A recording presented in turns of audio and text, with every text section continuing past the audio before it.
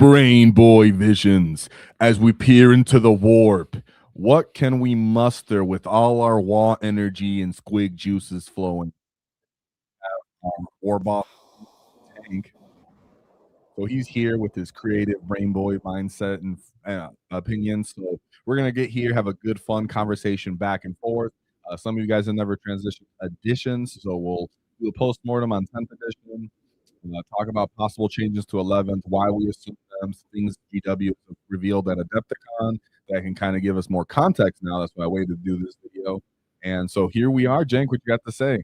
I am way excited for the new edition. I can't wait to see what everybody has to say, what they think we're going to expect for the new edition. I've got some pretty brainy ideas for some cool directions that GW could take us. Let's be honest, they're probably not gonna, but it would be really cool to see.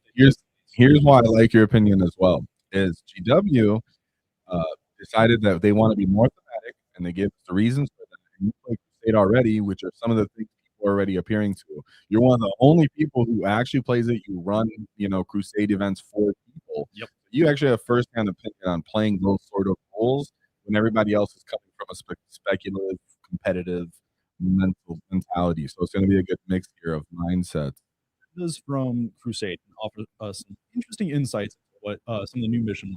Yeah, GW already kind of sprinkled, right? If you watch on Spec Tactics, if you've seen what they've been saying, so we'll elaborate more on that. Also, if you're live, interact with the poll, and leave a like if we do a good job. All right, so let's move on right away though to the Freebooterz changes that came out absolutely today.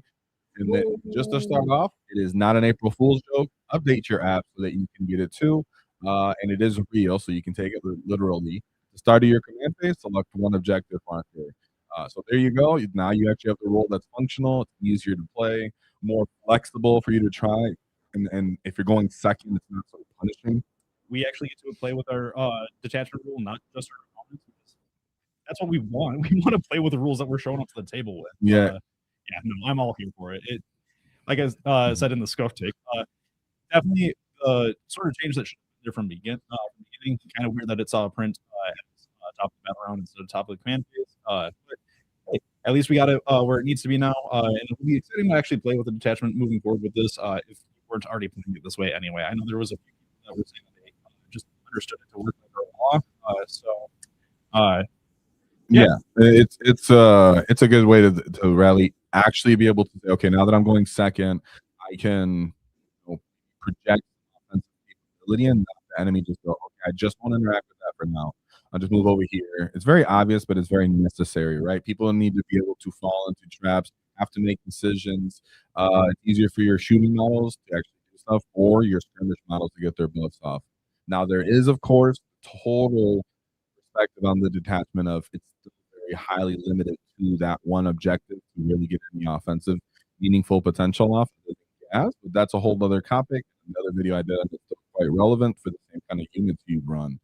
So I'm definitely going to give it a try pretty much for the rest of the edition. How about you? Remind me, does this detachment have a strat to pick a second loot objective? No. See, we need something like that, or we need like a detachment rule. Take the flash gets one off, and then the flash gets on an objective, that's looted now. No. Yep. Or something fun, even if it's like that. We need something so that if we take our enemies off the objective, we have no reason to be caring about it. Even if you have to call it up. Yeah, there's a bunch of ways we could totally enhance this and make it better. But as for the end of the edition, I'm still going to give it a try. I still think it has a strong play, maybe even in a play setting. It does really good when someone has to make their whole game plan around standing on objectives, right? So if you're playing your friend who's like, well, I'm playing Greater Demons or Tyranid North Emissaries, I'm going to just straight face plant myself on an objective. The game is pretty straightforward there, and it's very much in your favor for your gameplay. Plan. But if it's a different kind of army that I can stand off objectives, so you're going against a bunch of Space Marine tanks and such. But with that being said, the changes mean that, well, if I move a shooting unit onto an objective, I can at least get sustained and actually be able to project outward in that way, and the enemy not be anticipated so easily. Doesn't just shoot right away. Now there is other stuff like, okay, well, if I go on an objective, I can be overwatched easier with a bunch of different buffs too. I get it. But either way, I'm playing this for the rest of the edition. I still think it's a strong detachment for the most part. With context, are you going to win GT with it? No. Could you take it to a GT and play and win more games than you lose? Yeah. Could you win RTT with it? Could you play it for teams? Yes. Therefore, it is strong in the whole greater aspect of 40K, right? It's also a really thematic detachment. Like that's something that all of our detachments at least manage to knock out of the park is that it feels like it's something playing to like this is what you want freebooters to do. They just want to go and loot, right?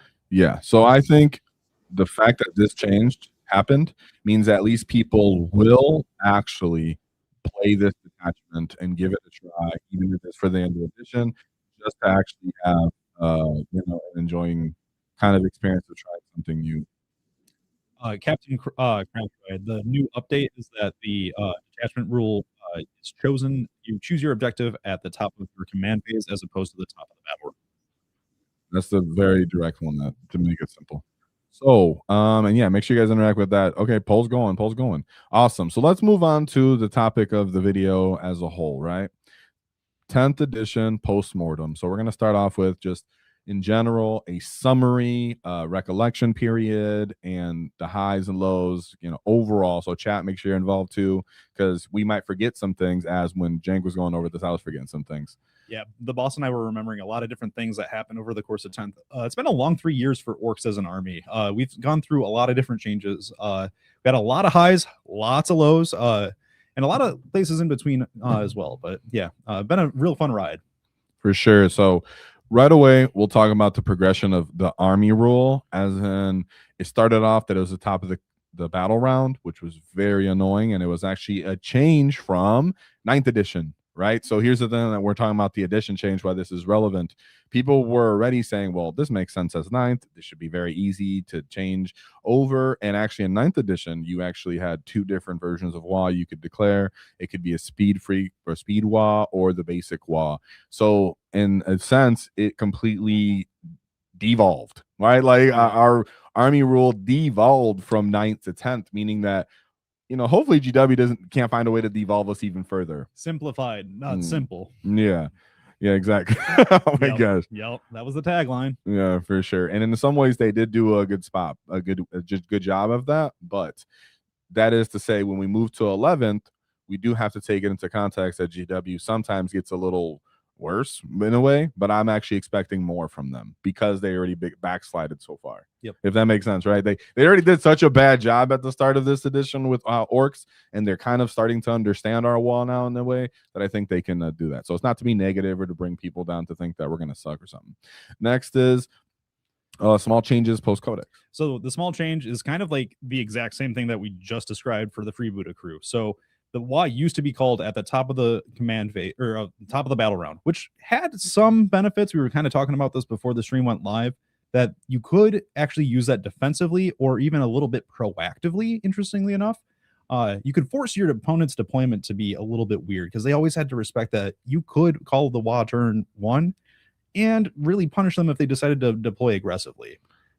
Yeah, if they were like, well, I'll just take you up on that bet.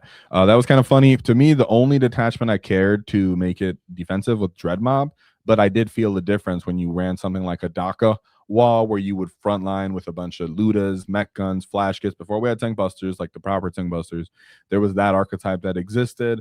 And you would say, well, I have all these grots, maybe some walkers of some sort and a bunch of gun line. I could pop my wall defensively, and then you just front load it on me, and now you're all exposed and all my stuff can respond to you. So that did change, but for the greater part, that was a good reason, right? Yes, no, but it does show that GW can change. It is technically a side grade, but I think it's a side grade that's overall beneficial. I think 9 times out of 10 we want to have complete control over when we decide to WAAAGH. We don't want to give all of our opponents the ability to decide, oh, well, I'm going to go run and hide since you're going to threaten me this turn. Yeah, and to me, it's that GW understands that now, is what I like to point out there. And the other part is we've been pretty consistent over the edition, yet for a large reason that is because we've always had to fall back on Warlord, right? So it's one of those things that we're kind of getting the same rules since almost 8th edition arguably, right? So it's like some people are saying we've been running that, right? Here's my 8th edition codex, I'm holding it in my little notes, and still back then I was still running like Warlord style kind of sustained rules, right? So hopefully that's not what they're basing everything off again. Yeah, right?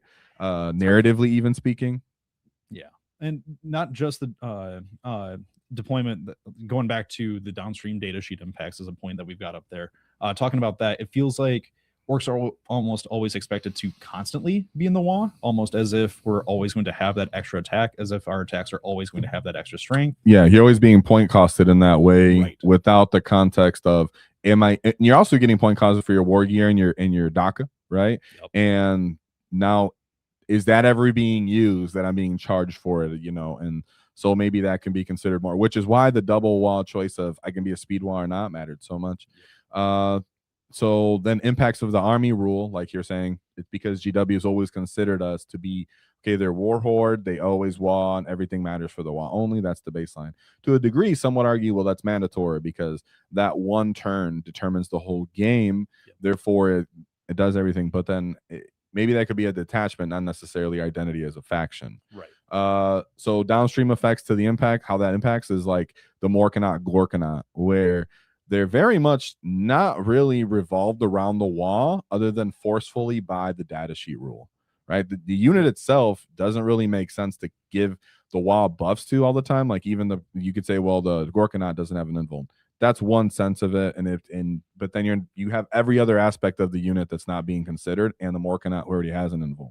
And while it's really cool that a lot of our data sheets have rules that rely on the WAAAGH, it is a little bit of a double-edged sword when you start to think about it, when you realize that, oh, well, this data sheet ability is only active for 1/5 of the game.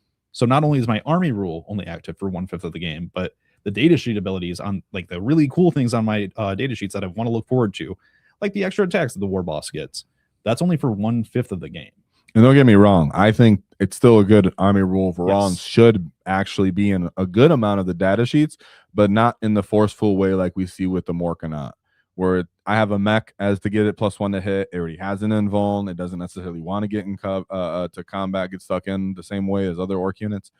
That's one example, but that's one that was like, okay, I just completely didn't care about that GW sense. So that's the downstream of impact, as holistically they look at us as, well, everybody wants that and is going to have to take a buff from that and then write rules and force them into that because they're like, well, they're going to always have the wall at least. Yep. Then, so it's okay, but we'll see how that changes when we get more thematic. Are you going to try to force my unit into there as well when it doesn't fit? And we've got some thoughts for that too. Then we have we talked about the deployment a little bit and the effects of that, and the opponent's choice in orcs. Now, as for the units, right, of 10th edition as a whole, if this would have been at the start of the edition or even midway through the edition, might be a different list.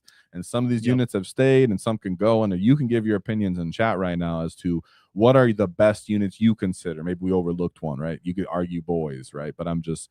What could you really consider there for best units? If I had to just sum it up, I'd say these were technically some of the best combos.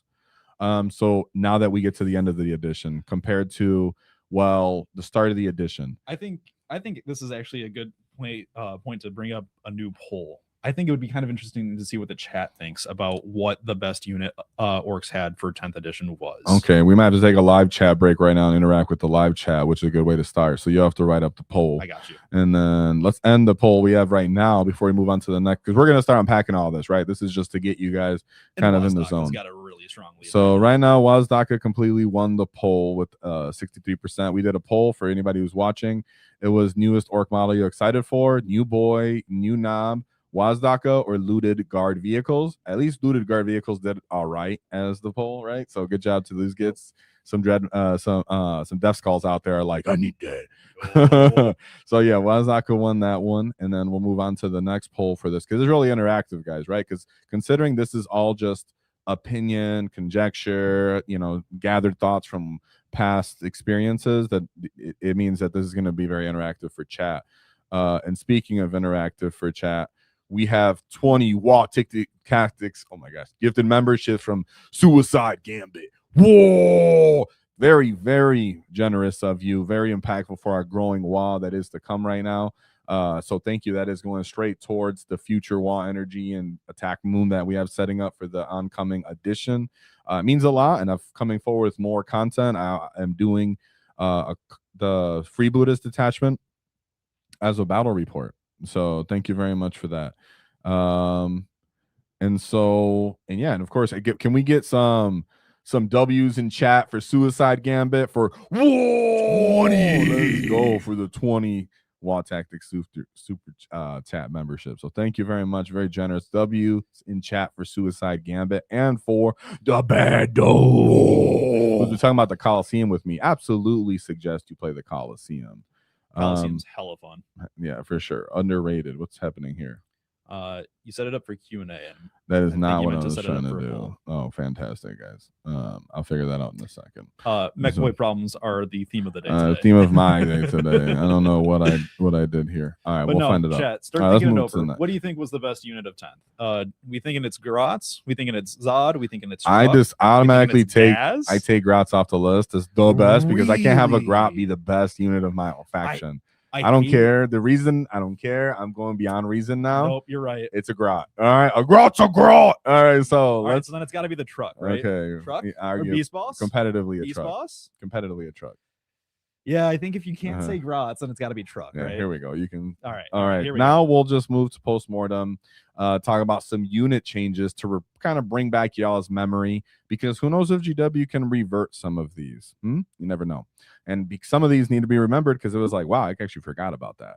So changes, right? Squighog Boys to Index to Codex was huge. They were overcosted. They stopped doing their actual job. They lost +1 to hit. The knobs stopped being a character. These are all huge changes that GW can find many ways to counteract.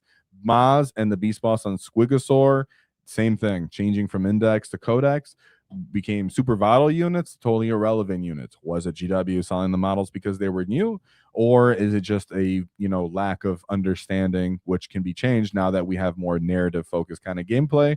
That is fun to see, but we love squigs. Yeah, chat talking about them squigs. Now the funny one that I'd forgotten was Boys Index to Codex, right? Yeah. Remember Jank brought that up? Yep. This one, I was glad that I could pull this one out of my back pocket because I remembered how much Boys sucked before the Codex. They did. Dude, they were trashiest of trash units. You could use them to hold an objective and stand there or use them as a screen. That's what they were good for. But if you wanted to use them for any sort of melee, if you wanted to use them for like any sort of real objective play, hope that they don't get attacked. But once the Codex came around, we actually got a real rule, which was stickies. But before that, we had the stupid one where if you were going to take a battle way and you were led by a war boss, you could instead sacrifice a model so that way you didn't have to take the battle shock. Woo-woo! Yeah. Stupid. So stupid. It was silly. So yeah. Then we have, I'm glad boys are way better, especially now that they can be taken with gas, which is just a whole topic on its own. Yep. Mega knobs were really important, and then they became kind of just bad. And I mean, it's just, I don't want to be negative. I still use mega knobs and such, but overpointed, understated, just not efficiently costed, and really not good at anything that they want to do. They aren't fast. They aren't killy. They are a little bit tanky, but not tanky enough anymore, at least not for the points cost. They've lost a lot since the nerf. Yeah, for sure. And they have like no attacks. I'm just saying it, dude. No unit like that should only have 2 attacks when you look at other armies and such. And how so that needs to change big time, which is likely going to happen since we're going to get new models. That's another thing, right? And they are not in the kill team like people were assuming.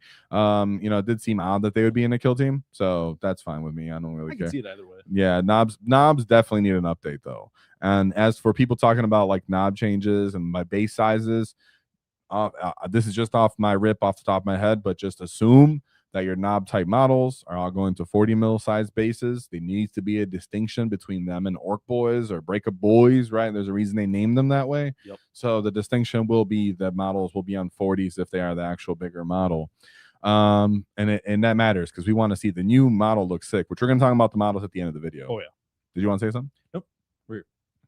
All right, and so then the next one was Tank Busters, Breakup Boys. Remember, if you guys are new or join mid edition, the old Resident Tank Busters were trash units to use, and they were never used, and they were costed a lot. And then GW brought these boys back, and bing, bada boom. I can't even remember what their old data sheet rule was. I don't even want to remember. It was the same thing. I think they just made them better units and gave them better war gear. They didn't have the pulsar rocket. No, they didn't. No, but they had +1 to hit, +1 to wound. It was the mixed loadout.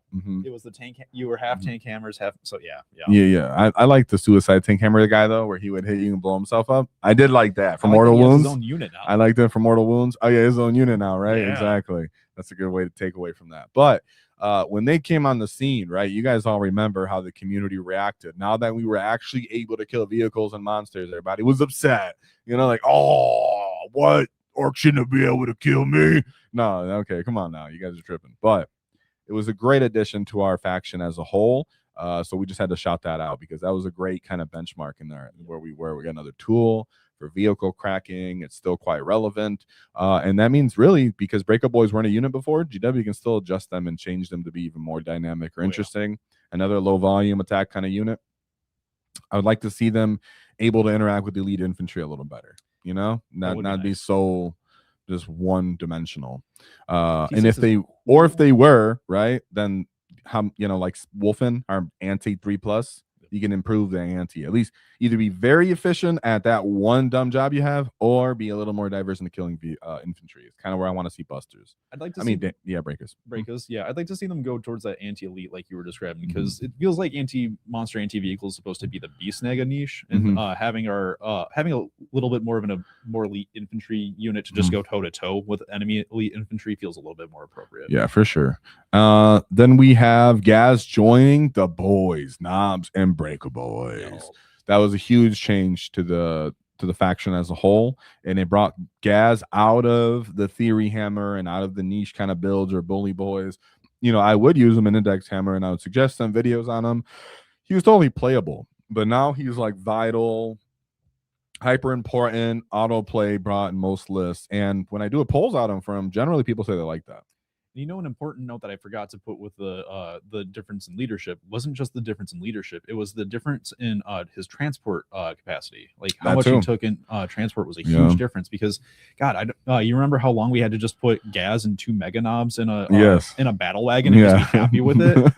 God, that sucked. Oh my goodness. And I have recently played games where I finally was like, oh, I'll put Gaz in the wagon. It's hilarious. And if you have enough tough stuff, it's probably not the most competitive, but dude, I put him in there with a whole squad of mega knobs, and I was like, ugh. People was like, man, do I kill that 20-man unit thing in the wagon, that hunter rig? Do I kill this kill rig? Do I kill that wagon? It was hilarious. So that was a cool change, fun change that gets overlooked a lot, right? Yep. Another thing is, I love this commandos change. This is probably one of my low-key one of my favorite, like, just individual unit changes over the edition. And people really didn't think it would be that impactful. Like, it was, I shouldn't say people. There was a strong just median in the people that were just cut right down the line, where it was, these guys don't think it matters so much, and these people think it's every single list that they're bringing. Yep. You know? And put me in that latter camp, because I was already pretty quick to take a commando unit in every list just because you needed that mid game control. But it took what was an extremely inefficiently costed unit and turned it into one of the most efficiently costed infiltrators in the game. Absolutely. And just felt so good for such a small change. It was such an impactful one to the unit. And I think that's why this video is important and kind of fun to follow along with, because you never know how that little bit of change will change your unit, as we know now that you're going to keep your edition for your book codex for a little bit as we move into the next edition and such. So yeah, you'll still be able to enjoy a lot of these combos and niche changes that mattered. And then we're going to move into, I should have separated this better, guys, visually, but they're supposed to be detachments. So we're going to just summarize what happened to these detachments as well. And then live chat, like I said, I see you guys on live. Don't worry, we'll take a live chat break again and interact with you kids, because you guys are interacting. I see you guys, and you're interacting with the poll. Shout out to Gaz. This is a real poll. This is a real poll. You guys are going great. A fight for first and a fight for third. That's wild. Yeah, you guys are doing an excellent job with chat today, especially with all the mech boy issues. So as for the detachment overview, Warhorde, little changes, but the one change that mattered most to me, to the other Snagga boys, was the gargantuan squig-off not being able to use the artist nail strat, right? That was like the one change I remember that just pissed me off. I was like, what? Yep. So unnecessary, GW. Literally the only change that the index attachment saw the entire edition. And it's just like, what, you trying to tell me a gargantuan squig-off ain't artist nails? I'm just saying that was a straight just take away funness from Orks. That was there was no other thought process than that. No need. Because it was already, people could kill it back then, they can kill it now. It's not that impactful to the meta as a whole, but it's very fun. So, and it was already just silly. So I don't know. Just yeah. And so that was my little change to Warhorde. Did you think of one that you cared about that much? And it did, that nerf got a compounding nerf, because actually William Wills is reminding me about this now too, is that the kill rigs and the hunter rigs are now monsters, so those don't get art as nails anymore. Yeah, in hindsight, if they would have retained that, then they would have made kill rigs art as nails. Oh, that would have been sick. Yep. I do like that change of the kill rig, by the way. It's fun. It feels more appropriate. It does, but I miss not being able to give the mech +1 to hit to them either, so it's like a weird conflict. But we'll see actually what the next edition brings, because I like that for the next edition. Beast Naga's getting like a Beast Tamer, like mech hybrid character. That'd be kind of cool. Yeah, like a Beast Tamer type thing. But no, they need some kind of more monsters anyways, so I'm totally cool with that. But I do need more monster in my monsters, if that makes sense. For Snagas, at least, just for monsters. But we jumped ahead a little bit, but it's okay. Bully Boy changed. Bully Boy changed wasn't much. It's just that the Mega Knobs changed, and Bully Boy was so restrictive. You have two. I was thinking about this when I was driving today. You had two GW. What the two keywords that could use all of this, any of all the strats in the army and that detachment. That's insane. Sure, I can do war bosses to give another wall if I overpay for beast boss and Squigosaur, but the point is no strat availability. Let our Breaka boys get the knob keywords so that way they can play in this detachment. Give it the flash kits. Something. I mean, we've gone all this a billion times to our community, but this actually might happen now, or at least GW will make real distinctions in knobs. But speaking of, that means Bully Boys will have a distinction. There was the talk of, as we go over this overview, I should mention the talk of, is there going to be a points chart for detachments when they combine to other detachments, right? Yeah. We could talk about that now. You want to say something about that now, or what? I have no idea how they plan on mixing and matching detachments if we're still supposed to have our detachments going into 11th, because it seems to me like if you're going to mix and match, you'd kind of have to water them down a little bit. Right. But that seems to be not the case if we're keeping our detachments. Another thing I thought is the only ones that are going to be flexible were the 3 new ones, as in they could only combine with each other, and the rest of the ones from the codex are exclusively their own. That makes and if you want flexibility, it's one of the 3 they're releasing per army, because 3 is like their magic number for options, right? Even though you might not pick one no matter what. It's like what they like to do. So that's one thing. But if they do the point system of Bully Boys, could be very interesting, with just like a little bit more support without GW having to intentionally rewrite the whole detachment availability. Remove Equalizer brings up a really interesting point on that, actually, where it could be something like Regiments of Renown in chat's just bringing that up right now. We'll have to talk about that. All right, chat, we see you guys. We're gonna take a chat break after this slide, don't worry. But yeah, continue your thoughts. Where you could have a specific section of your army playing by a different detachment rule is a way that you can mix and match, right? Yes. Instead of having different points allotments per but rules. We had what we called soup back in the day, and that messed things up. Could just be making the same mistakes over again. Yeah, it could, and whatever. That's a good way to put it. The same mistakes, but we're having more fun this time, kids. So then we go to the Green Tide. That did change drastically when everybody was on Bully Boys. Not everybody. Sorry, I hate to use these so inclusive absolutes. I'm being bombastic, but when the majority of the competitive community was using Bully Boys in a very linear, here's Mega Knobs before a Phil Payne's way, the real kryptonite to the 40K community was actually the Green Tide. Like Thanos, they were inevitable. Yeah, it was inevitable. It was in that way. The Tide had reroll 1s to your saves on top of a all-time 5 of Invul. Dude, that's what I was running, because I already had boys on deck. So in my community, in my meta, people were running Bully Boys, and shout out to the gits that I let borrow my army, but I let people borrow some of my Bully Boy units and my more DACA stuff when that stuff was at its peak, and I would just use the next alternative for fun. And Green Tide was actually stronger, and no one wanted to take it, so I was like, that's fine, I'll just stop around for a bit. And they got nerfed to the dust, and then got some good changes a little bit. GW was like, okay, you have Invuls again, and We'll change your strats, even because their strats was crazy. Each round you could add +1 progressively with the strat to get better, easier charges, and then move with your weird boy. But all that said, what really brought it back to life was Gaz being able to join 20 boys. What was always cool about Green Tide is that it kind of had this little spicy intrinsic like just ability that it had, where whenever something else in Orks was problematic, there was always Green Tide ready to be the counter tech to whatever people were counter teching, whatever like was the big bad that Orks were playing as. Exactly. And right now that's a similar thing where people can play Green Tide currently if they wanted to. Because it plays so well against a lot of the skew that we're seeing currently, you know. Yes. Plays so well against well, maybe not so well, but it plays effectively against, it plays like a game. It has a game into a lot of the top stuff, but it still can lose too. But it's still an option. It always is. It's consistent. And that's how I started. So let's go. Then we have Dread Mob and the Big Hunt. They actually didn't have many changes other than the WAAAGH itself did change Dread Mob, like I said earlier. And then the introduction of Tank Busters just changed the DACA archetype of, instead of bringing mech guns or flash kits or looters, you would just find a way to bring more Tank Busters and rocket sorts of units. Any detachment that lets me play my Stompa with like actually supported rules, I am always here for it. You were. That's why when I seen you at the RTT, that's what you were running with the start of the edition when it had no support.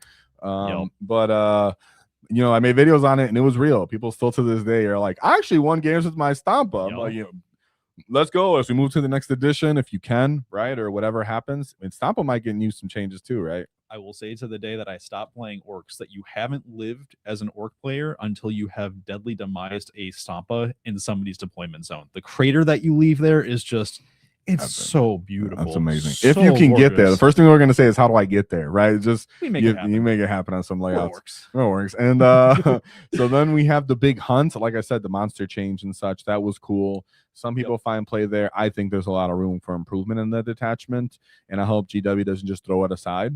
It's an interesting thing where outside of Warlord, that actually going from vehicle to monster is generally a buff, because there's more things that have just anti-vehicle and don't have anti-monster. It's very few things in 40k, but there's more of that than there is anti-monster that isn't anti-vehicle. Like the Freebooterz strat? I think so. I hate that thing. All right, so then we have Cult of Speed. So Cult of Speed actually did change a lot, because they allowed them to advance, shoot, and charge all together.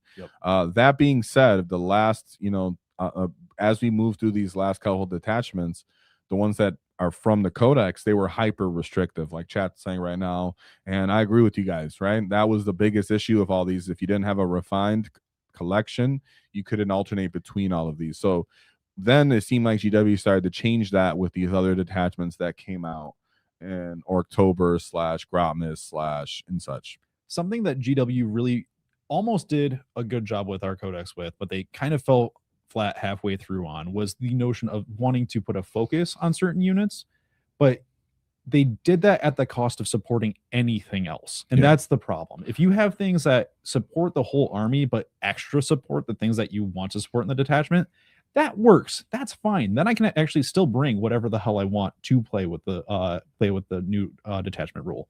But when it's just actually I can only target the things that they want me to target with the strats, then all of a sudden I don't actually have support for anything else in the army, and that feels bad. That means that I can only really play with just the 2,000 points that I can actually play. Also, the majority of us in 40k liked to have this problem solving, critical thinking, choice, decision making, immersiveness, whatever word you want to use for it, which means you can't be telling me exactly what I should do here, because then I don't want to do that necessarily, especially if you're a green skin, right? But then they kind of found their way with the other detachments they introduced, yet the community found a way out of this fun for us in a way. So that was with Tactical Brigade. So Tactical Brigade itself regarded a lot of community backlash when Orks had the ability to actually shoot and do things. And I think some of that was not just people saying it that were like community influences, right? But because more DACA came out like right after it, and I think people conflated them to a degree. Tac still took a TAC still caught flack and still took nerfs before Mordaka did. That's true. They did. It did. That's why I said there was. I think the overlap is what overdid it, though, in my opinion. Tactical still. I agree. Tactical looks worse in retrospect because of Mordaka, and I'm right with you on that. Yes, I think GW just ended up throwing the baby out with the bathwater. You know, the squig with the beer. You know, the everything kind of. They just said all in. I don't like that you guys can shoot anymore.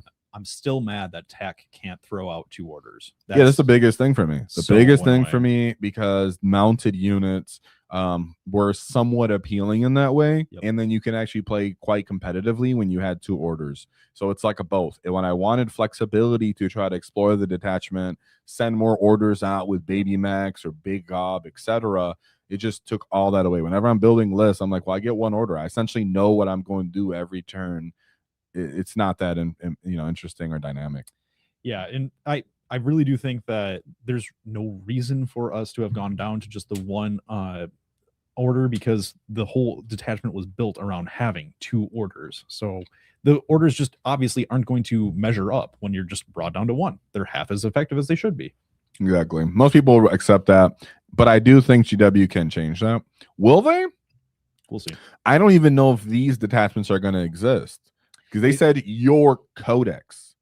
Like, I don't know if that means they're going to just remove these additional detachments. So you guys can tell me what you think in chat. You think they will? I don't know. I get why people think they will. I just can't assume that automatically they will. I guess me personally. I can't remember what language that they used on the stream. Oh, they did specifically, because there was I played Chaos Knights as a third army, and Iconoclast Fiefdom is one that I really enjoy playing. Yeah, and they said that your army should still be valid. There was a lot of language that gave me the impression that my Iconoclast Fiefdom army, the Grotmus army, isn't just going to go to shit. That makes sense. Also demons. I thought about them too. So maybe I can recant my just previous statement, but we'll see. We'll see. We'll see. Nothing's set in stone right now. No, as far as we're aware. But I was taking it forward as, just talking. It's a point of discussion. But I do think the Mordaka changes were justified, just overdone. And then it kind of gave Freebooters a weird spot, right? They could have just completely just deleted Mordaka in that sense and came out with a better Freebooters. And I think the whole community would be happier with that. I love the idea of Mordaka being a thing. I really hated every implementation of the detachment, though. Sus 2 was never going to be a good thing. And then Sus 1 doesn't really work either, because then it's just stepping on Dreadmob's toes way too hard. Yeah, for sure. And then the changes that they made make it now step on Cult of Speed's toes way too hard. So I've never been happy with the way that they've tried to implement that detachment. Yeah. The strats are cool. The strats are probably the coolest part of the strats. Are absolutely good. Yep. But now you see the overlap when you go, well, the Freebooter ones are odd, kind of overlapping. And both of these detachment enhancements are pretty lackluster. Yes. Now the redeploy on the Mordaka, this Mordaka, right? It has no, that's not more. That's Freebooters. The +1 to hit in Mordaka is interesting, but then the redeploy on Freebooters, like if there was some kind of overlap, that'd be more interesting. But there's just, and then ignore cover or something, right? But they just kind of don't have enough good overlap, and that both were stretched too thin, and you're like, I can almost play with none of these enhancements in Freebooter crew. And I'm pretty sure either one or both, the ignores cover or the redeploy rule in Freebooter, that enhancement costs more in Freebooter crew than it does in the other detachment. Tactical brigade. And then and it's also more restricted. Yep. So it's just weird that there was like that stretching on it where it just didn't feel like it made sense or had a place. Yep. And then the ignore cover one costs more as well. Yep. Which is it's just okay, whatever, because I'm blowing myself up in Dreadmob, maybe. I don't know. Ultimately, those things did have too much overlap. It's like Mordaka infected Tactical Brigade to make them worse, and then stretched out Freebooter to make it just less interesting. Yep. So if they erase one of these and or compound them into one or something, that'd be cool. Who knows? But I just wanted to talk about the summary of those detachments as we move forward to think how they can change. I agree. There's some room for consolidation. Yeah, exactly. So then we go, let's talk about the new possible army rule, right? Okay. Now these are just straight ideas off the top of our heads, just having fun with it. Take it with a grain of salt, but then some of these are because past editions and what we've seen before and what GW's hinted at. So give us your opinion. Actually, before we get into that, I want to interact with chat because chat's been going hard. So shout out to chat. And you're doing the is the poll changing? No, poll's still going hard in the poll, but Zod's catching up. Chat, all right. Good job. So talk about Blood Moon's murder. He says WAAAGH has interested people +1 army guys too. All right, yeah, for sure. 23-month chat, by the way. Whoa, whoa. What are you gonna say? This is gonna be a huge addition for Orks. There's a lot of people that were already tangentially interested in Orks, but this is gonna be a big addition for Orks. I'm telling you, dude, between the books, the games, and even I can talk about the books more near at the end and everything, but like GW, and I'm gonna spoil anything, don't worry, but you can tell GW is doing some of the things that I was just hoping for, and it's because it just makes sense when it comes to like marketing. So yeah, that's fantastic. So yeah, thank you for that. You get a bunch of new people looking out for Orks, which is great for the WAAAGH. So leave a like if we do a good job, so they come catch this, just like you guys catching stream. What's up, everybody? Yeah, what's up, Rex? Finally catching the stream. Oh, this is Gaza. What's up, Gaza? Whoa! Yeah, all right. Let's see. Increased sizes. Yeah, the wolfen thing from is horrible. Oh, what's up, Aiden? Boys. Whoa. Plastic squid. Yeah, what's up, so Aiden was making some good points throughout the video. I was noticing too. Yeah, like this, they're already on 40s for the Breaker Boys crew, right? The newer models. You know, and we need more squigs, right? Rex is saying the same thing. We need more squigs. People are agreeing with that. And then, of course, our get Zod. What's up, Zagra Warts, nigga? Whoa, rots all the way. So with that being said, he's actually in the vote system. So you showed up. We said Zod, and he appeared. And thank you for the $2 super chat. Very generous. Speaking of grots. Okay, I have 110 grots. Some of those are old grots, and that's okay. They're monopose. That being said, if JW came out with more grot models that look like the War Boss model, I would buy them. I would buy them. Yep. I'm sorry, I would have to. I'm always here for more yeah, they would look menacing and full of gear and such. Oh man, I gotta have something to kick. I'm down for that. For sure, I have something to eat when I'm on the move. I need a snack that's has loot on it. Yeah, so that's what's up. Regiments. Oh yeah, we're gonna talk about the regiments like you were talking about. We can get back to that. I think that's like looking forward to. We'll talk about that in the detachment parts, right? Absolutely. BB like green tie bully boys, but I'd rather have strat. Exactly right. There is the style of I'll take pain boys, war bosses, and then call WAAAGH and have that. It is a style. It is fun. It just didn't evolve as much in the meta, but that's a good call for sure. Do you think the Death Killer Wartrike stays a character? Currently, there's no War Boss on Warbiker character option. Now, so it's our only option. I get you on that. That is a good point. But remember, GW might bring out stuff in the middle of the edition that we don't even have hints towards yet necessarily. And we haven't even seen the Warbikers. So we'll see what happens. I'm not saying they're not bringing Warbikers. They are. I just mean that there could still be room for a War Boss to come out because, like you're saying, that is a role that they can easily just replace, and they might want to do another mid-edition type of box set for it, or when they release the Codex mid-edition, to release it as well or something. Do you think, and maybe Bryant can answer this in the chat too, do you think that Death Killer Wartrike, so he's asking, does it stay a character? Does it go to mounted or something like that? Or does it move to like a lone op? Does it stay a leader if we do get like an actual Warbike character?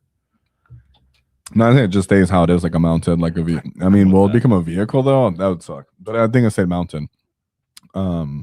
Personally, but yeah. So that was a good one that I seen as well with chat. And of course, I'm not getting worked up about anything in 11. I actually see it.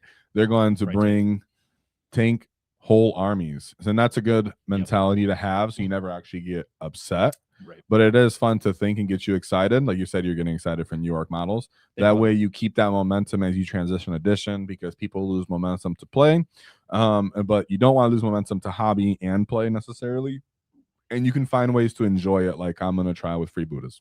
They brought Deathwatch back from the dead. They're not going to do anything to actually lose players. That's dumb. They're going to do stuff to try to sell you on new models. Absolutely. But they're not. They're going to learn from their mistakes if it's going to lose them players. That's something that they know better on. And this is a silly take. They think it's the true year of chaos. No, this is the year of the Great War. I think remove equalizers actually onto something. No, I'm done with those people. I don't care what the lobby was. Absolutely not. They getting crumbed, dude. I like looting spikes, horns, and loud beakies. I'm just saying me personally. No, Yeah. this is definitely the year of the Orks. The year of chaos is already over at this point, but I think It's that the chaos got more love this last year than they did in the the year remnants of the chaos is what's gonna happen, dude, when we run through them. Oh yeah. Corn ain't gonna be on Armageddon when we're done. No, absolutely. Angron still hasn't caught his crumping from Gaz. Right, that's the only thing though. Chaos is about to get. They're about to get crumped, and he still hasn't rolled his 3/6s to come back like the little bitch he is. Yeah, and so I'll go back to the thing, but I'm doing chat real quick. I want WAAAGH energy army rule exactly. Okay. An arc with number increased by 1 for each adjacent orc unit. When the number increases, you get more benefits of the current WAAAGH. Hold on to yes, exactly. Hold on to progressive WAAAGH mentality. Very smart. So you guys are in the right mindset. Thanks for interacting, chat. Like I said, I'll make sure to stop talk to you, get some more. What's up, live stream? Yeah, and the audio. We hopefully we fixed the audio for you guys. So that being said, oh, and of course, last Rick B 5 watt tactic membership. Let's get some W's in chat for Rick B for the wall. Yeah, thank you very much. Like I said, after action report with the Freebooterz, I gotta get on you guys for the members for sure. Content I've been slacking super hard, but I will make it up to you, gits. W's in the chats for wall for Rick B. Said, I'm just looking to see, are we going to have 10th edition rules or 11th edition rules for Dallas Open? Because I'm trying to kick teeth in. When's Dallas Open? Oh my god. Yeah, actually, what is the month of Dallas Open? I think that's early next year. So if Dallas opens in July, I would imagine it's probably still July. 10th. Anything I think it's July, still I would say is probably gonna less than a month is a really small amount of time to try to learn a new rule set for a tournament, like both for players as well as the host. And the host will, kind of hold that out longer as well. I don't remember the exact date. Tell us now the exact date, Rick B. I forget all the big events. W's in chat. Finally, let's go, chat. You guys are interacting like I needed. I need you guys to W in chats for the people that are gifting membership for the wall. But yeah, thank you. May's way too soon. That'll be out. May's gonna be before May? 11th. No, I don't think May.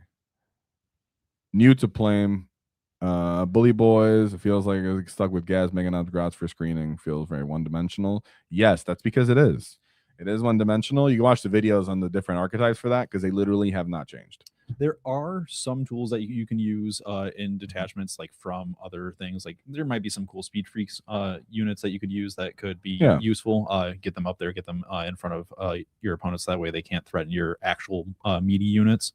But yeah, unfortunately, that kind of goes back to what we were talking about earlier. Detachments don't really offer a lot of out of detachment support up until we get to like Mordaka, Tactical Brigade, and Freebooterz crew actually offering a little bit more expansive of keyword viability. Which is why the possible blending could be cool. So we'll see. But yeah, like I said, the videos I did before still I'll apply and go over all those concepts. Because Bully Boys hasn't changed that much like we should, sadly. Then we go to the army rules, right? So for the most part, I think this is same as the old one. Like from last year, we had a WAAAGH, but now it changed. Like I said, it devolved. But I do think now what we're either going to talk about is, does it last longer or does it increase, right? So what were you saying? If I can take a little bit of a lead here. Go ahead. You can go ahead. This was just to kind of get chat caught up with us on this. This was a take that I had been kicking around for a couple months now. I've been thinking that our army rule needs a little bit of an overhaul. You had said that you heard Dirtbag, shout out to 40K Dirtbag, and you were like, I respectfully disagree with that take of him liking the WAAAGH, which is fine. Like I said, that some people really did feel that way. I like the mechanical impacts of the WAAAGH. Like I like the advance and charge is great. The 5-up invuln is great. The Death Strike leading buggies. Okay, that's a good. I'm sorry. That's a good digression. I'm here for that. We can't get distracted like that, dude. Chat will get us. All right. Okay. And advance and charge. The advance and charge, 5-up invuln, +1 strength, +1 attacks. Those things are all great, right? But we were talking about it earlier. It feels like our army just is not. It feels like we're half our strength when we're outside of the wall, right? So I thought, what was a cool way that we could actually justify putting the WAAAGH on more than just one turn? I think what we should do is basically give ourselves the same rules as the WAAAGH currently does, maybe with some tweaks if we think it's a little too powerful, but I want to come back to that point. But it's dependent, instead of you calling the WAAAGH at the beginning of a battle round, it's dependent on your Warlord being on the battlefield. And I think that this is a really important change that could allow us to have the WAAAGH for more than just 1/5 of the game. But we also know that this was a prior rule in the past that you need it, then put very big restrictions on certain warlord, so war boss type units as well. Sure. But for the immersion aspect, I think that title makes sense based off what GW is trying to actually pull off here, right? What they're actually trying to achieve in their new game mindset is that thematic mindset. I also think that this offers not only a big power buff for orcs, but I think this also offers a lot of interactivity with our opponents. Like if you're playing against orcs now you have something to focus on. Now you have a little sub-objective where, hey, I can take my opponent off their army rules if I can murk their warlord. If I can do that, well, then all of a sudden the game gets a lot easier for me. So which is how they play in the lore. Yep. But then that as well means, well, now if I designate a warlord, it's not just a counter knights. It could be, well, I pick a warlord, and now whoever my actual warlord is gets +2 attacks, +1 toughness, or something, some regard to where, well, now his stats have gone beyond what it shows. And that's something that maybe no other army has in that regard. I don't want everybody's army to work like that necessarily, but if it works for orcs, well, then I want this guy to also be substantially stronger, not just his data sheet to some even if he's not substantially. He can get +1 attack, +1 wound, and something else. But he does need maybe an all-time 4-up in Vuln, regardless of what he is, something like that. It could make sense. I would think the only other two armies that I could imagine being a little bit more warlord dependent than us would be either Guard or AdMech. No one is more warlord dependent than us. That's what I'm saying. That's what I'm saying, right? Like anybody else that could have anything close to this as like an army rule. Right? I would say NIDS actually, because they have the synapse, but it still wouldn't be one. There's multiple synapse units. So really it's just one for orcs. That's how we lost the war in the lore wise. That's how we lost to the Tyranids. And what you were describing with NIDS, that's the same thing for Guard too. You have a whole bunch of different commissars or leaders that are shouting out that can move up to fill the ranks. For orcs, as soon as you kill the war boss, they're interfighting. Now you've lost all chaos. It just doesn't work the same compared to us, unless you say like a demon incursion, you kill the main demon, or like a Primarch and you kill him and everybody goes back to the warp. Whatever. I'm just saying as a faction, that's literally how we work. But then he needs to function as a proper warlord, which he gets additional buffs, like chat putting out some other good ones. So yeah, what are you saying? Something I think is interesting is that this might read as too good up front, but if we kind of take a look back at what the detachment rules for 10th already give us, maybe it's not as overpowered as we think. I also think it's not too much of a reach, because this is actually GW's intention and what they want. They desire this more from their game, which is why I'm actually being a little bit more loose and accepting of this possibility than strictly limiting myself to, well, competitively speaking, that leaves a lot of room for issues, balances, GW not having good incentives for us, ruining our actual army with weird broken rules. I get it. Totally understand all those guys, but we're entertaining it because GW is pushing that forward. They're saying we want that for our missions, our table status, the aesthetics, everything. So it's like hard to kind of ignore it and not at least entertain the idea. In Green Tide, arguably like the detachment that could take advantage of a 5-up invuln the most already gets it the whole game long because of their detachment rule, right? And yep, but now if you lose less beyond but I get what you're saying. Yep. Advance and Charge is something that Cult of Speed already has access to. I mean, like all game long. It's something that we've already started to see show up in detachments that makes me start to think maybe this really isn't that broken if orcs get access to it all the time. And it is the sort of thing that points could adjust for as well. I think then that goes to the conversation of a progressive wall. If we can reach a certain kind of status on our wall, like if people go, well, I'll just frontline a bunch of trash and shoot you off the board. Well, if you're making us stronger from crumping all of your screens before we get to your hard units, well, then you did us a favor. Actually, you have to think a little bit more out of the box. You have to maybe act offensively, like you're talking about trying to kill our warlord or try to cripple our forces instead of 10 Kroot scout, stand there. 10 Kroot, 10 stand there. Okay, you do that. Sure, I lose my guys in exchange, but I want the rest of my forces to get stronger based off this whole conflict of getting stuck in. Yep, push the interactivity. Yeah, push the interactivity, but also, yes, we will have a weakness of the warlord. That's why we're entertaining it, because now as we're combining on this, it goes, okay, that's what GW could say. I want that in my game because it reflects my books. And I don't think anybody's going to argue that the +1 attacks and +1 strengths feels like it should always be there anyway. Everybody's kind of gotten around to that impression, I feel like, at this point. Yeah. And we can also talk about two types of wall.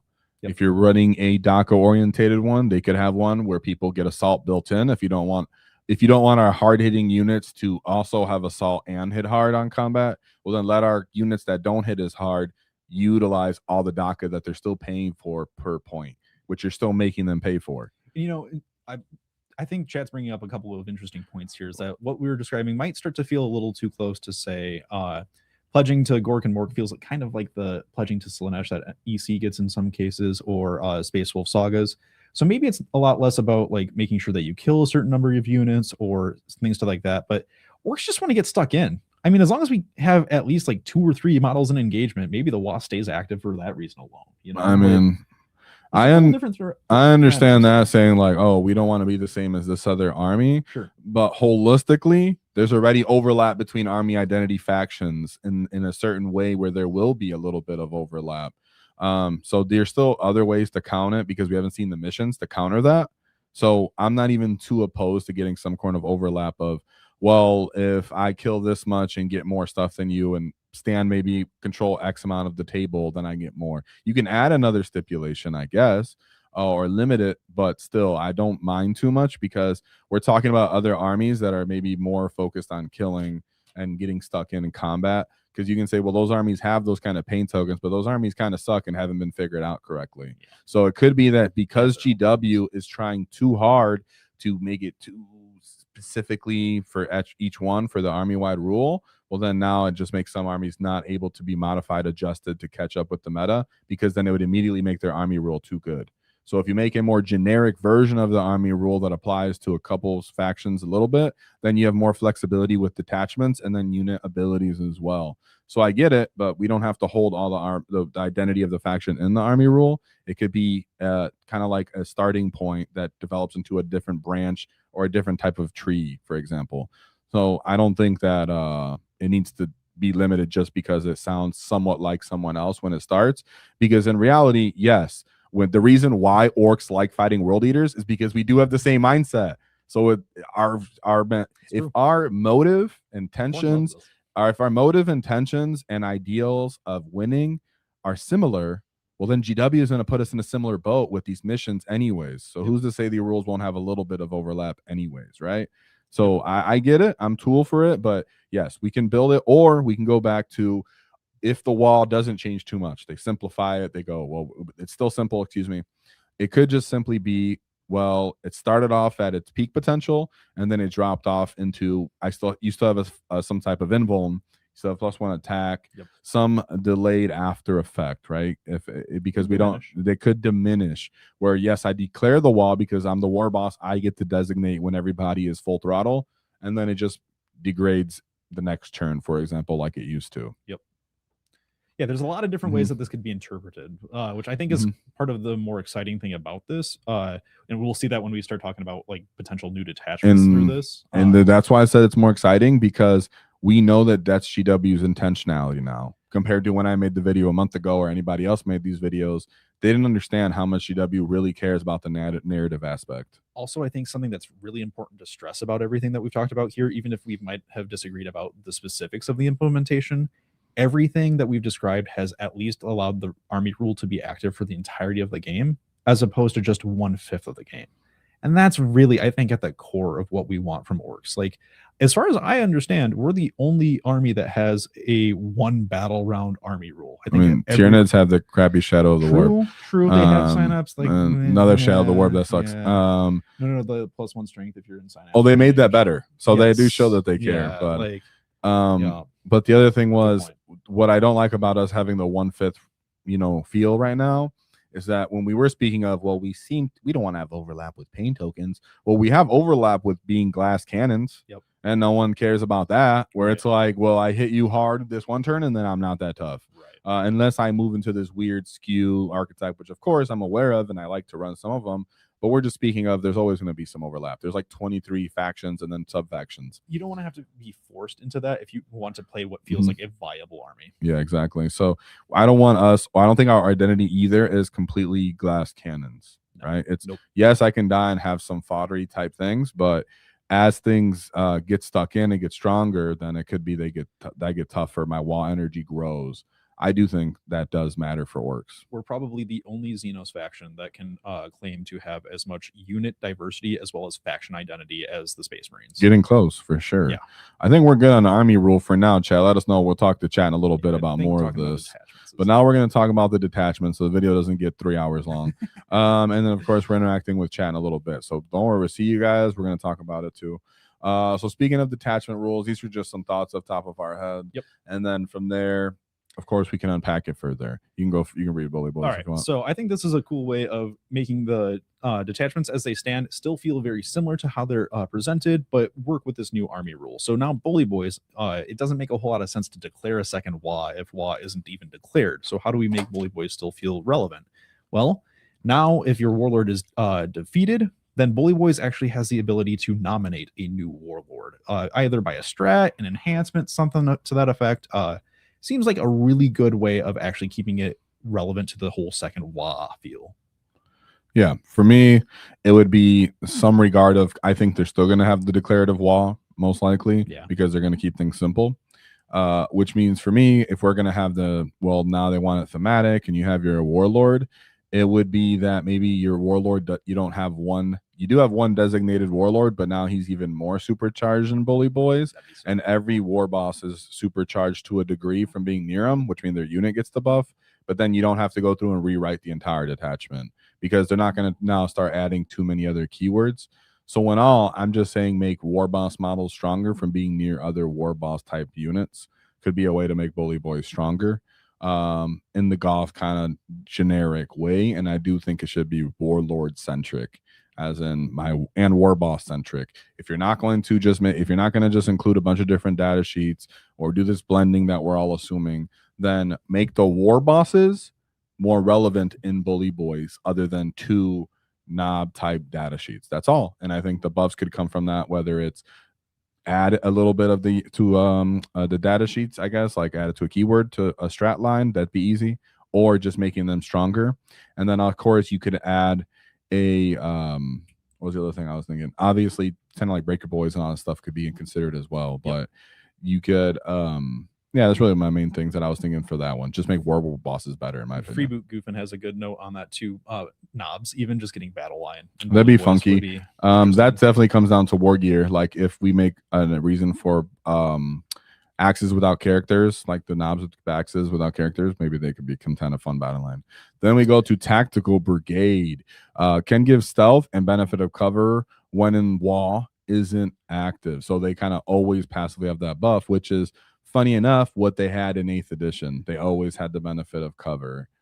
I think it would be cool if there was, especially for blood axes in particular, if they kind of inverted, like they wanted to have part of their identity to be what they're doing when the WAAAGH isn't being declared. And I think this makes sense. You can have your war boss be in deep strike or tucked away in a truck or something like that, and then everybody's lying in wait until the proper time to spring out and ambush. And how do you support that tactical hiding and everything? Well, stealth and benefit of cover. Now you do already have though that the rule that people are going to have to get close enough to units that are laying in wait in terrain. Yep. And then you also have the changes to like declaring charges, which in a whole is still pretty cool, but there is some activity in blood axes. In Tactical Brigade, the easiest thing was just revert the rule for the double, and then that'd be easy. I don't think they even have to go overboard. It's a pretty well written and balanced detachment. You just need to actually give people options and choices with that new, two orders, and then we're good. So even if you don't take this suggestion, that would be the biggest impact they could ever make. And then we have Cult of Speed. This one's basically just updating it so that way it works with how new army rules would theoretically work. So that way, now you get to do the advanced shoot and charge like you already get to do. And then your WAAAGH always being active, even if your Warlord is in a transport, just seems thematic for Evil Sons. It feels like an Evil Sons war boss is going to call the WAAAGH from this truck. That seems what I used to like on them is they had abilities to like give -1 to hit because all the smoke and dust are kicking up. It could be that if enough of these speed freaks are near each other and have advanced, then they get -1 to hit as well, because that is a unit that's not going to sit in a terrain and not going to not be shooting DACA down the field. but it's not also built to be durable. So it needs some other defensive buffs that are kind of already established in it. And then the good part for the opposition is if you gang up in one spot to get these kind of buffs, then you can also still be counterplayed. Opens up counterplay for us as well with heroics and reactives and such as well. But there does need to be something to be pondered of, okay, buggies suck really bad. GW might not rewrite all of them that much. Give a little bit more defensive standing on the Cult of Speed units. They really need offensive standing, to be honest. But that is something that we just have to see with the whole edition change, in my opinion. They've got mobility down pat. What else movement wins games, but they need a little bit more offense. And in my opinion, a little bit more sense on the defensive part when you're talking about like buggies being so huge and not limiting themselves to just 2 units, which are bikers and more bikers, which is kind of where they're at right now. Then we move to the big hunt.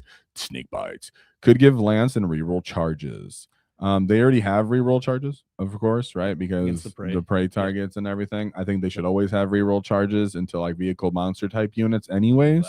And then also the Lance is a big deal because so many of their units, you know, are so limited on what you can choose, and they're not that good at strong or killing things. It could even be only Lance against vehicle monster type units, or even then, and then with their prey, I'd like to see like a reroll ones.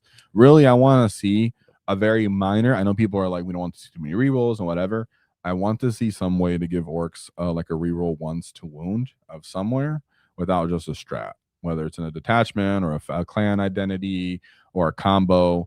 And I think for me, it was snake bites that I felt like had the coolest one because they're fighting vehicles. They're going for like critical spots on the monster or the vehicle to try to weaken it. That's where the reroll ones come into play, in my opinion. Thematically in my head, any reason for anybody to care? Nope. But yeah, I really do like snake bites, and I wonder if GW's going to throw them off and just kind of be like, well, we already got our money out of you. Go sit on the shelf, you know, get dusty. There is that kind of worry, concern thing, but also at the same time, a lot of fun behind these units, and I would be kind of surprised if they just completely became irrelevant. I just don't see that happening because they're a big part of their marketing as well, in my opinion. Between the new game that's coming out, the books, stuff like that, they really like the look at our tribal-esque kind of guys, a little bit of fantasy look, monsters, a lot of range of squigs they could pull out of this detachment. So the rules might change just because all of a sudden we get more monster-esque, my beast type units. They also strike a really nice contrast against the mech orcs as well. I mean, you just want a little bit of a visual variety in your enemies in games like that. So like think Dawn of War, potential Space Marine 3, where we'll most likely be the big bad faction there because they like to tie that into the edition, right? So I could see Beast Snag is maybe even getting a new character or a new unit. They need at some point. They need like one more unit and more character. We'll see if GW does it, but I could totally see it. I'd like to see a squig herd, like a herd of squigs. Yeah, I'm so on board for squig. You guys don't even know. Then I have the Dread Mob. You can keep the button, but I think the double press should be in the WAAAGH and not active for the enhancement restrictive. That's a great one. No one takes that enhancement also because how it's written. I take that. I take that enhancement every time, but that's because I'm a sucker for it. Yeah. Oh yeah. You're a sucker. You're literally gambling. I shouldn't say nobody. Like as soon as I used the absolute, right? I got the weird boy next to me. I know it's the wrong option. It's also option. The most fun option. I made the popper. I'm gonna use it. Damn it. Oh yeah, you're right. No, I roll for it, but I'm saying the double one is the funny one, right? But yeah, you do have the popper. That being said, you guys know that I absolutely love this detachment. I have the entire edition. So I don't think it needs to do too much, to be honest. GW's just kind of find a nice niche for it. What it really needs is I need more walkers in my Dread Mob. I need more Death Dreads in my Dread Mob, like right? The new character. So like a new character. We also could get a new character. People are talking about a new character coming out for that. The one in the trailer? Yes, the Big Mac with the teleporter and on his back. People are saying, yeah, the KFF Walker. That thing, that is more DACA Walker type, so that would be actually really fun for this detachment. Easy to adopt the keywords, the proper keywords for it. But what I was going to say is what's being said in chat. I need squads of Death Dreads dropping from space again. If you're going to keep them as those data sheets, if you're not going to keep them as like these, what I would call underwhelming data sheets, then, you know, they need to be really punchy and somewhat durable, in my opinion, not like just straight up in this weird position of being compared to a dreadnought that they're phasing out from the firstborn. What if, in my opinion, what if Killicans stay as our grout walkers? What if Death Dreads are boy walkers? And then what if we get like a mecha dread, either like Knob or we like, used to have, Yep. Well, like, what if they refresh that? I'd be here for that. We'd all would love that, right? Because that makes sense. Because it's in a weird spot. I just think there's this. Yeah, I think this is just a weird spot where GW is holding down all of these type of units like Carnifexes, because of the firstborn dreadnoughts that still exist. So I wonder if they get cycled out and just removed in that way. I don't know if they will. I think they're only in Space Wolves, Grey Knights, and I don't think even Codex Space Marines has the Venerable anymore. I think it's just Space Wolves. They still have the box dread though. I'm pretty sure, because that Imperial Fist, I'm about to pull it up my, maybe not anymore. But I could have sworn they still had that as an option, and it was always compared to it. Yeah, I'm saying the generic one. There's the general one. Yeah, there's the generic one, and to me, that's what's keeping him down. Everybody else down. So if they cycle him out, all of a sudden GW can maybe give him a real look, because right now they give the Death Dreads the dumbest kind of identity.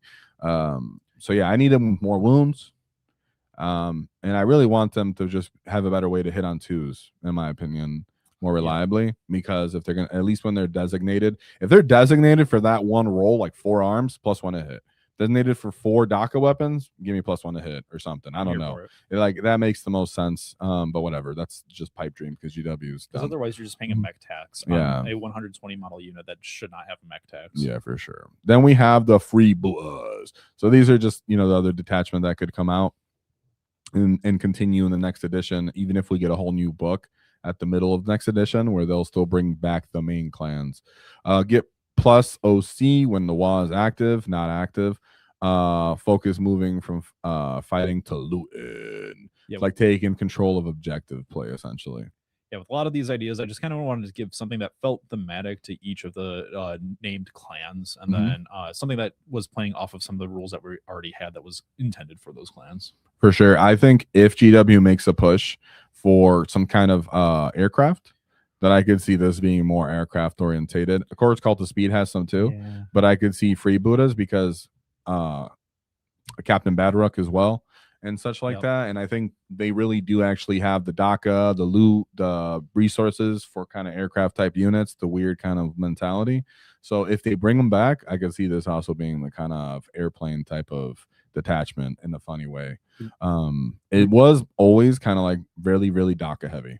The reason I gave them the plus OC was just Freebooterz seemed like they were the ones that wanted to be looting, and that just seemed very objective oriented. So yeah, like the Death Skulls are known for their looting. Freebooters to me are also known for being like rogue, like identity and lore. Is that it's not just that they're pirate-esque, because really Death Skulls are all about looting. Freebooters are more like mercenaries, mercs, where they're going to have more diverse technology. They're going to have more access to alien tech. They're going to have like a weird amount of each kind of subclan within them. So you can get a lot of weird stuff with Freebooters. Should I maybe have switched the rules for Freebooters and Green Tide then? Yeah, because you put the skulls on it, but it's fine. I get what you're trying to say. We're going fast through it. Green Tide could get a save modifier during the wall, or maybe boost in toughness, but I still think that works for Green Tide. You put Death Skulls in the wrong spot, but it's but in general, it was still the right spot. When the wall is active, if we're not going to let them be more killy, because a killy horde would just ruin the meta, it already is killy as a horde compared to other stuff like GSC or guard. But the toughness would matter, in my opinion. If you get +1 toughness, everybody gets the built-in feel no pain, or now during the wall we get to re-roll the ones, that would matter. So to make Green Tide be able to come back and still be impactful but not too strong, and evolve with the addition and the meta, then when the wall is active, they could also get, because they already have an invuln, right? We do like the +1 strength and attack, but we're assuming that if it's a progressive wall and or an extensive wall where it degenerates, then they might already retain one of those buffs. So another one could be, if you're playing the Green Tide and the wall is active, it could be interesting in that way. More flavor on the wall per detachment instead of just forcing it into a data sheet. And admittedly, flavor is one of the things that our detachments have done well. It's just that shoehorning us into the 3 or 4 data sheets that they want us to play. Absolutely. But I think we covered this. I think we'll move on to the next one and see what's going on with the chat. So I think we've covered most of what we think for like the detachments, the army rule, stuff like that. So I think right now is a good time to talk to chat, and then now we'll talk about what chat has to say. Then we'll go over the newest models that I want to talk about a little bit more, and then just whatever closing thoughts for the gits that are around here. Yeah, WAAAGH not having smoke is dumb. Absolutely, Agreed. that's what I've been trying to say. Agreed. You can read it. I think it's just interesting how they said we want to bring more flavor and narrative in and blend it with competitive. No idea how they'll do that, but that sounds fun. I'm up for the attempt, just because they've shown that they'll make changes during the edition. And I think instead of responding to, well, these guys are just win rates, these are just restrictively strong, when you throw this weird narrative blend, then you have kind of different, as people say, ways, dynamics, levers, whatever you want to use to impact the strengths of armies, instead of just from a competitive point of points, these rules, and this strict loadout. You know, it's just, I think that they can do it. And if not, then it's all just a mess and everybody's just doing crazy stuff. And I think an important thing to consider here is that competitive and narrative aren't actually mutually exclusive. That's to say that they don't actually say if you're more competitive, you can't be more flavorful or narrative driven. Those things can exist at the same time and work towards the same goal. They just got to figure it out. And yeah, that's always been kind of the difficulty, because GW used to be more narrative, like everybody said in the past, but then the game became very chaotic. Yep. So that's what we're trying to avoid, and that's why I said now they've shown that they can adapt to pure chaos from like, oops, I overlooked that rule, instead of just saying this gets some points and then I just completely remove that, because that one rule might be the only thing making that unit relevant. And like we've seen, the more you can layer rules and then start peeling a couple away and then go, okay, that's a good baseline, no more. That's way better than I give you two rules, one's super strong, one sucks, or one's moderate, and then I completely take that one away, and now that unit just sucks. So the more ways we can integrate rules, which is through narrative, the more that we can layer our unit's effectiveness until there's like a more median, right? It's kind of like when you're with numbers. Yep. If I take a small pool, I can only do so much, but if I have a very large pool, I get a better, greater variable on everything. It's kind of like that for rules. I think what we've seen with what they've described for how objectives will be changing, I think we're already starting to see a little bit of a good step in that direction. And like kind of what I was saying earlier, where they don't have to be mutually exclusive. Those are two good things that are going to help them play towards competitive and towards the narrative camp. And we can see that potentially with the new mission structure. Now, like you said, there are some trappings that we've got to be, that GW has to be afraid of there.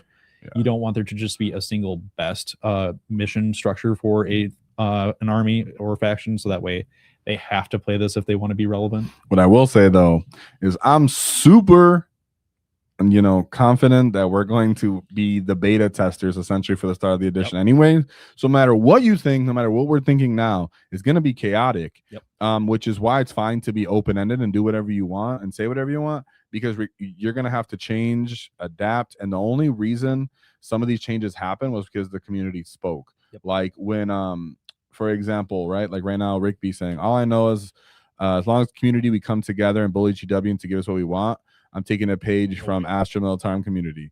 Yes, right? Because here's where it also happened. Custodes, where Custodes kept saying they were upset where they were at, and then they got a bunch of big buffs, and now they're in a little bit more linear place, but they only have like 6 choices, bro. And they lived out through the edition by complaining about getting other buffs. Some were valid, some were not.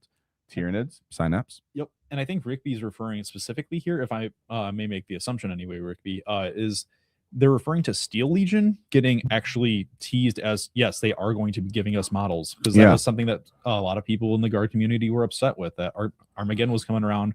Where the hell Steel Legion? And I do think Rick B's being facetious. He's joking a little bit, but at the same time, there's some validity. There's some validity to point out here where also with when Deathwatch went away, the community did make an impact back into them, even though now we're looking at it and the community itself is small for Deathwatch. Even now the player base is still small. GW still stepped up and did it. So I think with the same for this is, I'm not saying we come together and bully necessarily, but that if we make ourselves be heard, which is the point of the channel, and we have a collective idea and we can speak it out and point them in a direction, then they can actually respond to it, right? Like the Freebooterz change that just happened. So I think regardless, when we're going to be the beta testers for the whole first year, maybe 2 years of the next edition, That's where you just come out and say, I like these, I like these. Be bombastic with what you were hoping for and that we can get to, and then from there work our way down. Add more layers and then take some off, instead of saying I don't like being so chaotic that I'm not willing to take those risks. It's like, no, take the risks and then we can move from there. Being excited for our new stuff and like wanting to get in on it is another really big thing there. Just Mhm. proving to GW that we are as big of a community as we are. Yeah, I think that's kind of what fell off with the Tyranids. No Yep. offense to Tyranids, is they're not like a collective community necessarily in the same way as other ones. And so they started the edition strong with what they were, and then once people got their hold of those models, they're like, eh. And I think also it's GW's fault. They never had the stuff in stock, so it's expensive to Makes it collect, so hard to be in stock, hard to keep that support going, but not for Orks, right? We're going to show that we're not that same as a faction. We're the big bads, and they're using us, in my opinion, for marketing, for their IP in general. We're going to be in the front lines for that because we're relatable, whether it's narratively speaking, comedically, aesthetically. We just fit the bill better than every other faction, as we always have since the start of 40K. Is there anything else to point out here? Point system in game, people were saying, right, crashing. I agree with that. Can be a different thing. I saw a comment from Yosef about an aircraft detachment. Oh, I said that. I was thinking with Freebooterz. That's what I was. I think he was responding to when I was saying the Freebooterz one. Yeah, and I think we actually might see that before 11th though, because he was thinking hopefully for 11th, because we do have 2 vehicle detachments coming out with the Armageddon narrative book coming at the end of the edition before 11th Armageddon book or Armageddon box drops. So we could actually see an aircraft detachment before the end of the edition. I think that would be really funny, and I'm actually really here for that. But and it doesn't really feel like a waste of a detachment if it's like the last one that we get for the edition. And what you're saying here is kind of like what we talked about, where when you don't have the wall, you have some kind of buff. So I mentioned a defensive one. He's saying like a movement one. Yep. Cool. Before you have the wall, you get +2 move, and you call the wall, then you get the other buffs. Maybe you lose the +2 move, and then at the end of that, you get a 6 of invuln only. That would be more immersive because you're like, okay, and more fun here as well. You're okay. I have a movement buff. Then I'm actually have a combat offensive buff, and then a little bit of a delayed defensive buff after, so I can retain my points and my positioning. And it doesn't make the enemy feel bad in the same way either. I think it's very telling that so much of the community has thought about ways that we could have our army rule for more than just a single We turn. devolved. GW literally devolved our wall. Like if that's the best way to put it to GW, you devolved our wall. You made it worse. That's all you did from 9th to 10th. You made it completely worse wall, worse army rule. It doesn't make it, it's not as synergistic, it's not as fun, not dynamic, no choices. It's just you did a terrible job on that. That's why we're hopeful that it's very easy to change and make it more interesting, because I promise you guys, 9th edition wall was way more fun. Which is why the GW got mad, because they're like, oh, now you can shoot, and the community got mad, right? So yeah, for sure. Yeah, we have the new orc models on here. Chat, keep it going, because now this is a free part of the conversation. We finished talking about the edition for now. Let us know what you think. This new model looks so good. And you've been having a lot of good choices. I get my paperclip, Omic Dog. So you're new to the chat. A lot of you guys haven't seen before because we've started earlier streams. That's going to be more norm because I changed my job. So that's better for the community, hopefully. So if you like that, support, leave a like, leave a W. If you like that, I could do earlier streams for the different, times lines. But he said, I like the idea of a fighting warlord. It would fit lore. I think also I want that exclusively for us, or at least mostly for us. Is you could limit it and say like, well, if it's an epic character, I'm not going to do it. Or maybe, I guess. But that would also mean that now there's more choice in picking an epic or a non-epic. As we look at the end of our list now, it's almost like I can choose the same 3 epic characters for almost every list, and I know it's Snikrot, Zod, and Gaz. And if not, then you can alternate like a Snick or a Zod, whatever. But it's like almost always epic first and then everybody else. And this would say, well, now do I want a war boss or with a warlord buffs or someone else that's epic? Or make it so that every detachment has at least 1 or 2 enhancements that incentivize your character for being the warlord over an epic character. Yeah, right? if he's a Death Skull or a Dread Mob, maybe he gets +1 to hit on his shooting, or he just gets more durable because he is more armored, so he gets +2 armor save. So he goes from a 4 up to a 2 up armor save. You get a new rule to add to your WAAAGH if you have the enhancement, like stuff like that. That could absolutely be a thing that would make you want to take a non-epic as your Warlord. Yeah, people also saying I don't want monopose, and Tiger Melts was saying we get to give us back our reroll charges, right? We used to have army-wide reroll charges. That was so hurtful. I'm so upset with that. But now that'd be too strong almost, because now when you roll a charge, you just go to anybody in combat with the changes, and I think most people don't want to make it stronger. I think we still deserve it because combat's already hard to achieve, but Charge rolls are so sweet. I don't think they're gonna throw those in there, right? Yep. Let's see. I'm just trying to interact with chat before we just talk about the models. Yeah, we have 3 editions of boys and such. People are saying, what's up? Lee, I want to point out that 1K or playing games at 1K might have an impact on that. Yeah, we play really well at 1K. We play really we do. well at 1K. But I also like 500 point boys. But great job with the WAAAGH. Regardless, you always want to Yep. start your WAAAGH or your 40K experience on the winning side, so you get more glad you're enthusiastic to win to play. Yeah, it seems like you guys got it. What's up? I haven't seen you before. First weird boy. We had a weird boy earlier. Orks is the best. Whoa. Obviously. What? Whoa. Yeah, sorry to bring the weird boy back on screen, dude, because he looks awesome. So good. He looks so good. I can't wait till they show the model. So let's see, chat. You guys are doing good. W's, thank you for W's in chat. W's in chat. Gets for the wall. We're pumped. Say that did I miss anything else from that? So as for the models, you want to say, oh, right here, Wicked Joe with 10 wall tactic gifted memberships. Whoa! Of course, Wicked Joe, great to see you, the great Beast Snagger boss himself, our legendary Beast Snagger boss, traveling all over America with his snaggers and his kill rigs. So I know he wants some justice for his squigs, as he said earlier in chat. And yeah, I'd love to see that, dude. Happy to see you around, Joe, Wicked Joe. I hope you're painting, catching up for next edition, because we got to get stuck in again, lad.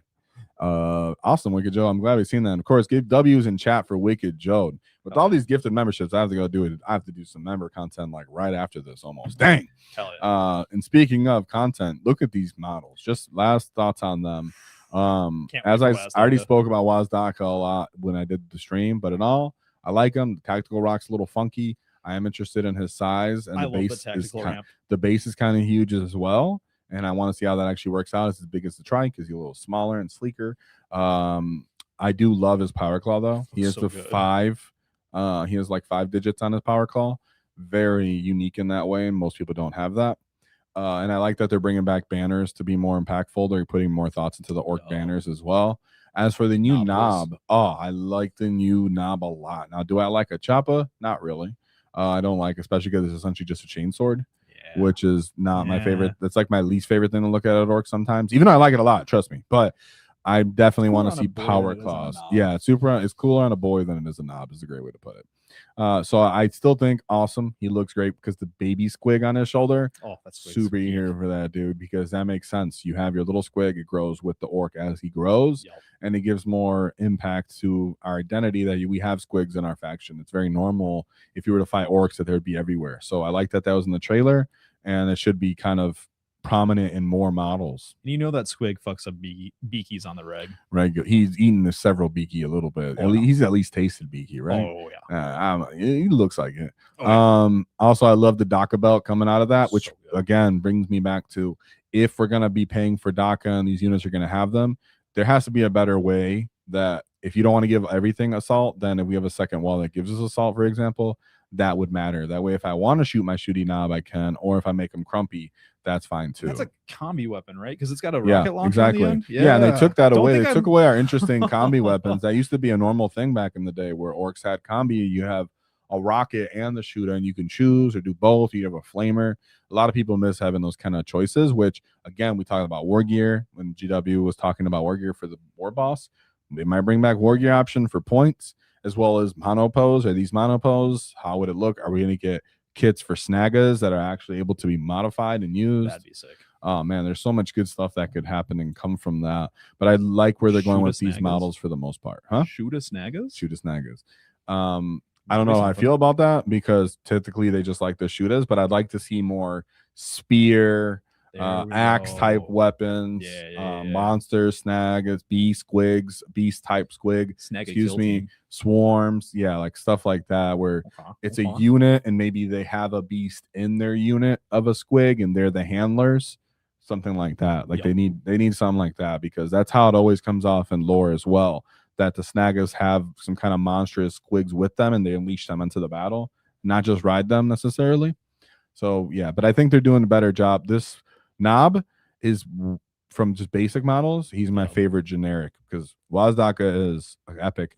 But between the War Boss, the boys, and the knob, I like the knob the best. They did a great job with the boy, though. Don't get me wrong. Yeah, boy looks really good. And I'm still holding out hope that War Boss, the new War Boss that got leaked, I'm hoping that it's just a bad angle, that his arms aren't as thin and ropey as they look. But yeah, I know what you mean by that. For sure.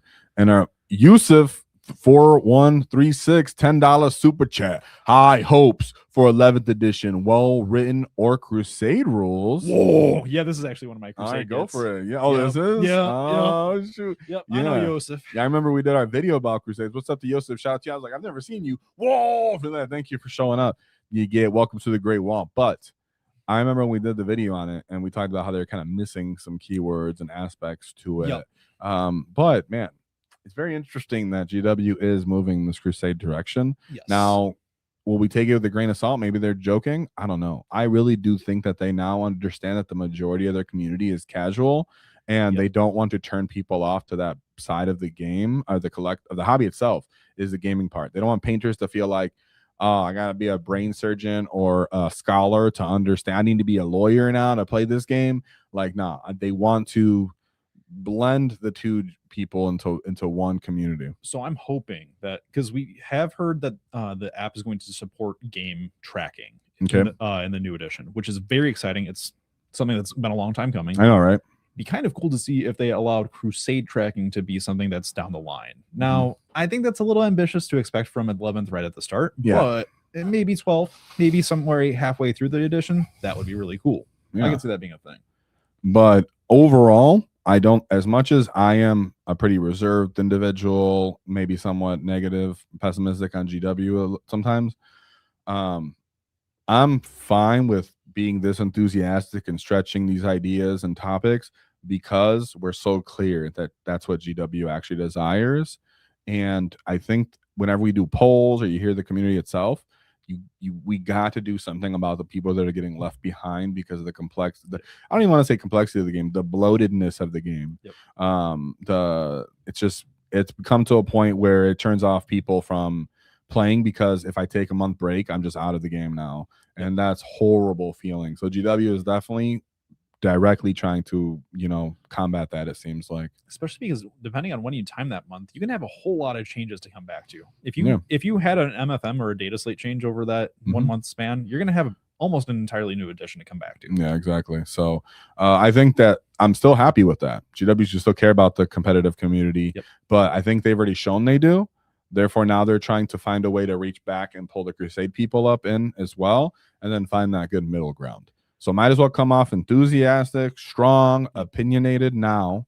Let them at least get time to work on adjusting it, and then respond after that. Not start with pessimism or extreme where you're like positive, but you just assume they're never going to go wrong. Just assume it can still go wrong, even if they have the best intention in mind, because they do use the community as, a beta testing community, to be honest. Absolutely. So that's why now that we know that as a community, respond like we were saying, guard, respond like the guard, the Necrons, the Nids. Even though they didn't respond too much, Nids did respond enough that they got some buffs. But and then the Necrons, I know GW just loves them. It's kind of awkward, but regardless, the Necron community does speak of too. That the Necron community is hyper opinionated, right? Hyper, get it?